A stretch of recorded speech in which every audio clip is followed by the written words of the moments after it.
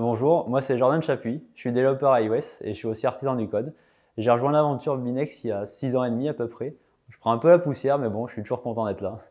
Moi vu que je suis là depuis longtemps, j'ai pu faire beaucoup de secteurs différents. J'ai commencé à Radio France, donc là c'était plutôt des médias audio. J'ai continué après chez Altis, là j'ai fait de la presse papier, Libération et l'Express. Ça m'a fait voir un secteur différent. Et après j'ai encore plus changé, je suis à la SNCF en ce moment. Là, c'est plutôt transport, donc ça m'a fait voir des contextes différents. Et j'ai pu voir des équipes différentes, des façons de faire différentes, des projets différents, donc c'est super enrichissant au final. Mes challenges techniques vont surtout graviter autour de l'artisanat du code. Ça va être par exemple améliorer son code pour qu'il soit propre en continu, bien faire des tests métiers. Ça va être aussi améliorer le code legacy, parce que des fois on en a et il faut savoir comment on le gère petit à petit. Et ça va impliquer des challenges qui ne sont pas que techniques. Ça va être aussi des challenges humains, organisationnels, pour faire discuter les gens ensemble, accompagner l'équipe pour qu'elle parle mieux aux autres équipes, que les développeurs travaillent mieux ensemble, peut-être plus de pair programming. Ça va être un peu tout ça. Sur mon projet actuel, on est organisé en feature team. Donc il y a plusieurs équipes qui travaillent sur le même projet.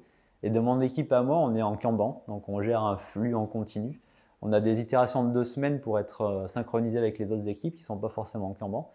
Et après, plus précisément avec mes pairs, on va essayer de travailler un peu plus en pair programming le plus souvent possible, des fois en mob, on est peut-être plusieurs même avec le même PC.